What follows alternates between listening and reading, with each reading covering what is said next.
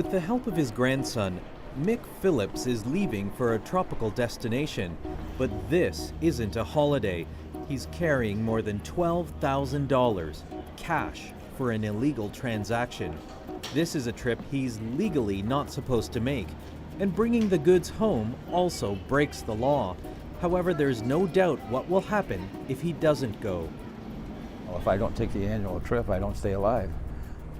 So I'm willing to stick my neck out a little bit. This 68-year-old is defying all the odds, but he has to break the law. The only other option is stay at home and likely die. This is where we do all the coating, that green stuff. Back home outside Milwaukee, Mick makes his living running a small plumbing assembly plant. That's his job, and his passion is vintage cars. This was my grandfather's car. Same color, everything. My grandfather had this car. But work on the car and business were put on hold after the discovery of a spot on his lung. Late-stage lung cancer, the top cause of cancer death worldwide. It spread to his neck. Radiation and chemotherapy helped, but little more could be done. The cancer would likely be back in months. He said that your cancer probably will not kill you, but the chemotherapy will, because it damage all your other organs eventually. That wasn't good enough, so Mick's wife, who speaks Spanish, did online research that revealed an unlikely place for cancer treatment.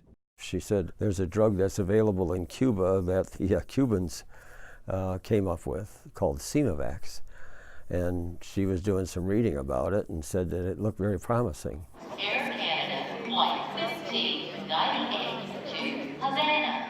Mick decided to go to Cuba, one of the few places where the drug is available, but he has to go through Toronto's Pearson Airport because, as an American, he's forbidden from traveling there or importing Cuban goods, even meds. There's also the taboo of going to a communist country Mick was raised to believe is the enemy. It was a scary proposition at my age to be dropping into a land like that with all that money in my pocket and wondering if I was actually going to get the real thing. The real thing is Simovax, an immunotherapy drug. It switches on the body's natural defenses to attack cancer cells. Immunotherapy is already used widely for melanoma and other cancers, but Simovax adds a new level of sophistication. One of the proteins circulating through the bloodstream is called epidermal growth factor. EGF protein helps normal cells grow, but cancer cells thrive on it as well. When Simovax is injected into the bloodstream, it triggers a response from the immune system, creating antibodies that bind to the EGF protein and remove it from the bloodstream. Without EGF, cancer cells stop growing, but normal cells adapt and remain intact.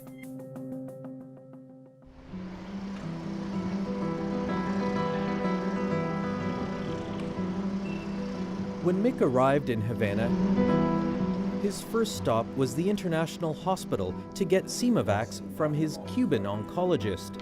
The drug is part of a biotech revolution born from the ashes of an earlier revolution, when Fidel Castro's forces overran the playground of the wealthy. Tanks rolling to the front.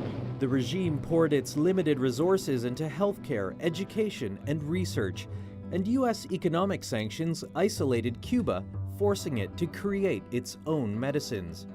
The country now cheaply produces 70% of its own medications, and with more than 500 research patents granted, more innovations are down the road.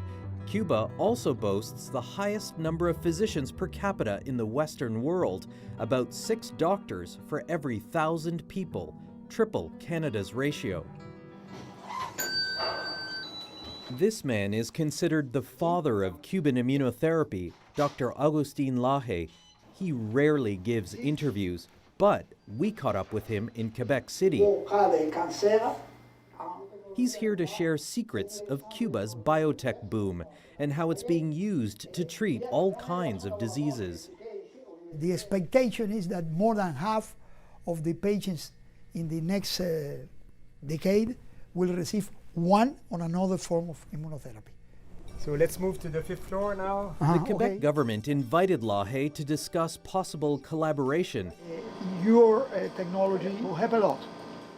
Drugs like Simovax are cheaper than a second round of chemotherapy and radiation, and they seem to be working.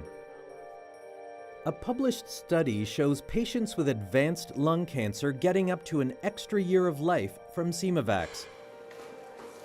Even longer for some patients like Mick, who have higher levels of EGF protein in their blood. That's how Cubans measure success, living longer. In different stages of development. And emerging from the research is a new idea. What if we don't have to cure cancer?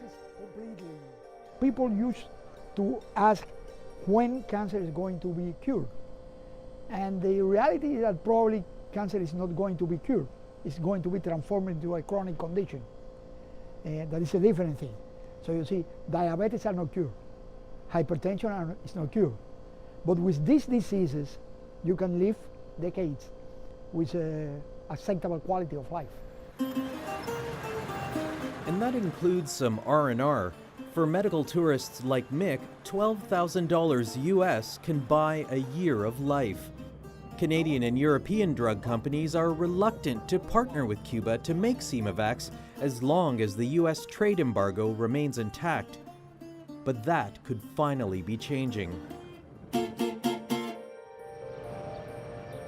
This cancer institute in Buffalo has special permission to study Simovax.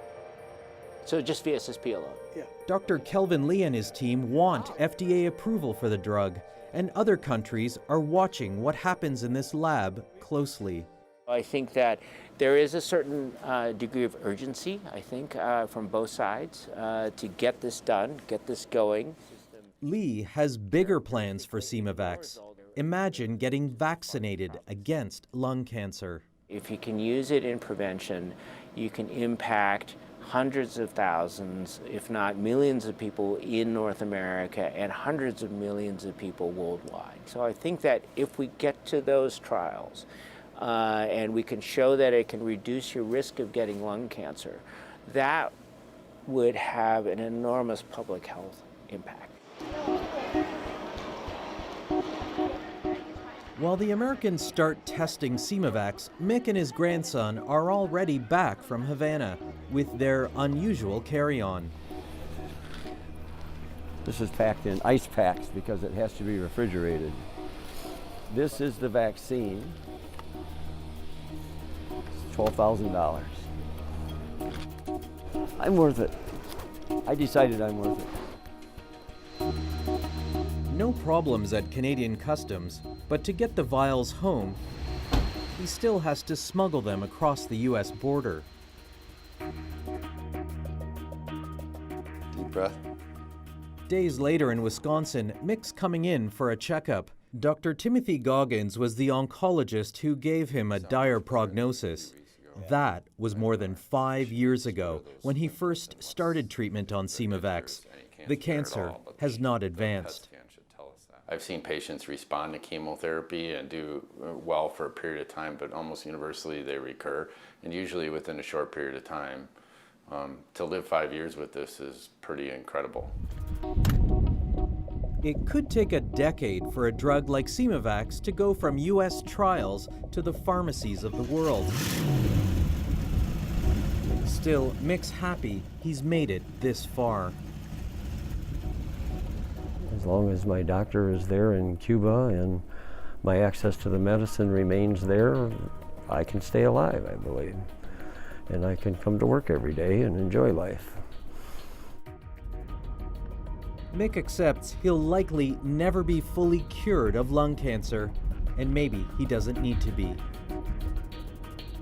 Vic Adopia, CBC News, West Bend, Wisconsin.